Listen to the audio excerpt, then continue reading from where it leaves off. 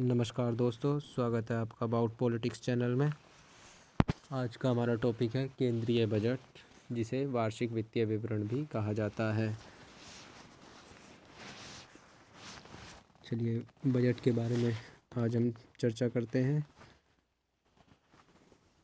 आज हम जानेंगे बजट शब्द की उत्पत्ति, बजट की परिभाषा, अनुच्छेद 112, बजट के प्रकार तथा बजट की प्रक्रिया तथा बजट की प्रक्रिया में संसद की भूमिका। तो देखते हैं बजट शब्द की उत्पत्ति कैसे हुई है। बजट शब्द की जो उत्पत्ति हुई है वो हुई है फ्रांसीसी शब्द के बोजट से, जिसका अर्थ होता है चमड़े का थैला। इस शब्द का प्रयोग सन 1733 में इंग्लैंड की संसद में हुआ था, वो भी एक मजाकिया तौर पे, जिसके बाद ये विश्व भर में प्रचलित हो गया। बजट शब्द की परिभाषा। बजट शब्द की परिभाषा की बात करें तो बजट एक प्रकार की तुलनात्मक व्यवस्था है, जिसके अंतर्गत एक ओर तो धन के आगमन की व्यवस्था की जाती है तथा दूसरी ओर विभिन्न मदों पर किए जाने वाले खर्चों का आकलन किया जाता है।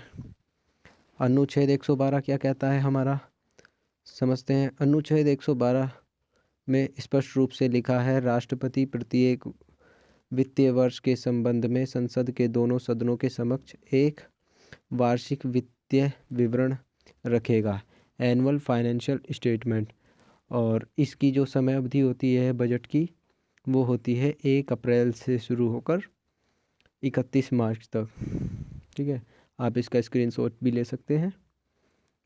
मेनली बजट के अंदर क्या क्या होता है, राजस्व एवं पूंजी की अनुमानित प्राप्तियाँ, राजस्व बढ़ाने के उपाय एवं साधन, खर्च का अनुमान, वास्तविक प्राप्तियाँ एवं खर्च विवरण, आने वाले साल के लिए आर्थिक एवं वित्तीय नीति, कर व्यवस्था, सरकारी खर्च योजनाएं एवं नई परियोजनाएं, यह सभी हमारे बजट में सम्मिलित होता है।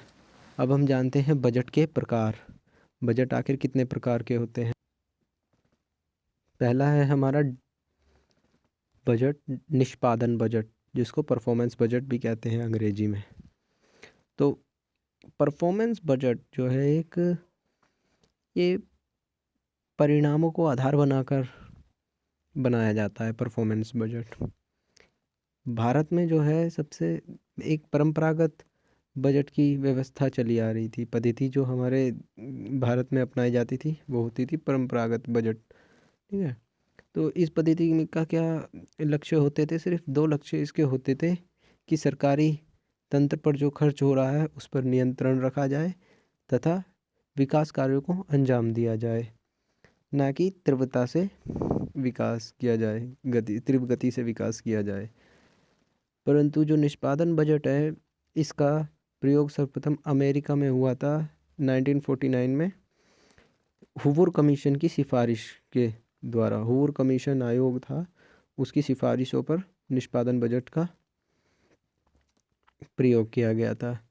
तब फिर उसके बाद भारत सरकार ने भी इसके ज़रूरत और महत्व को समझा, तो भारत ने भी इसका प्रयोग किया। निष्पादन बजट ये मेनली कार्य के परिणामों को आधार बनाकर बनाया जाता है, कि जितने भी विगत वर्षों में कार्य हुए हैं उनके परिणामों को आधार बनाकर हमारा निष्पादन बजट तैयार होता है।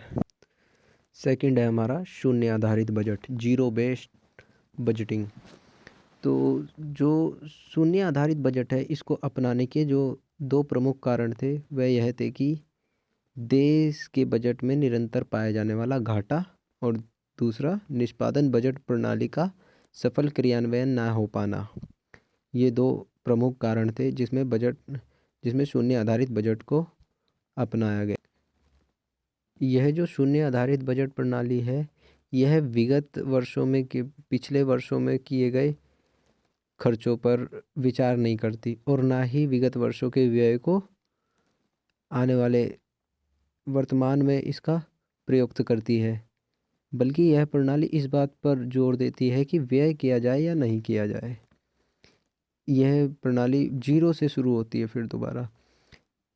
ठीक है, क्योंकि इसको अपनाना भी ज़रूरी था, क्योंकि देश के बजट में लगातार बढ़ते घाटों पर अंकुश लगाने के लिए व्यय में कटौती करना आवश्यक था, इसलिए इसको अपनाया गया बजट, इसको शून्य आधारित बजट को अपनाया गया।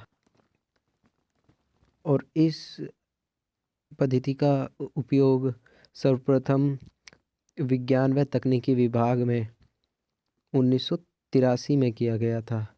इसके पश्चात वीपी सिंह तत्कालीन वित्त मंत्री द्वारा 1787 से 88 में इसे पूर्ण बजट प्रक्रिया में लागू किया गया। तो आप ये डेट नोट कर लीजिए। इसका सर्वप्रथम प्रयोग कहाँ हुआ था? विज्ञान व तकनीकी विभाग में 1983 में किया गया था। इसके पश्चात वीपी सिंह ने तत्कालीन जो प्रधानमंत्री वित्त मंत्री द्वारा 1937 से 88 में इसे पूर्ण बजट प्रक्रिया में लागू किया गया। थर्ड है हमारा कार्यक्रम बजट। कार्यक्रम बजट प्रणाली में योजना, कार्यक्रम व बजट को एक साथ मिला दिया जाता है। इसमें प्रभावशीलता को उसकी कार्यकुशलता से अधिक महत्व दिया जाता है।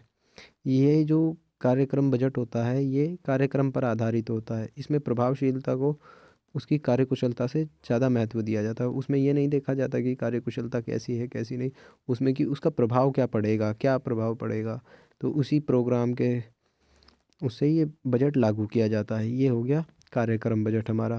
फिर फोर्थ आता है हमारा लक्ष्य आधारित बजट। लक्ष्य आधारित बजट वो होता है जो किसी योजना, लक्ष्य को आधार बनाकर किया जाता है और इस बजट से हमारे सरकारी तंत्र के खर्चों पर भी नियंत्रण पाया जाता है। फिफ्थ है हमारा परिणाम बजट। परिणाम बजट मेनली इन सभी बजट प्रक्रियाओं की तुलना में बेहतर माना जाता है। परिणाम बजट में मुख्यतः इसमें तथ्यों को ध्यान दिया जाता है। इसमें कार्यक्रम पर कितना धन खर्च हुआ है और उसमें व्यय के अनुरूप जितना भी खर्च हुआ है उसके अनुरूप कार्य हुआ है या नहीं हुआ है। तो इससे जो है ना कि मंत्रालय और विभागों के कार्य प्रदर्शन में भी एक मापक का काम करता है। जैसे सेवा निर्माण प्रक्रिया, कार्य के मूल्यांकन और परिणामों और अधिक बेहतर बनाया जा सकता है। तो इसलिए ये परिणाम बजट हो गया।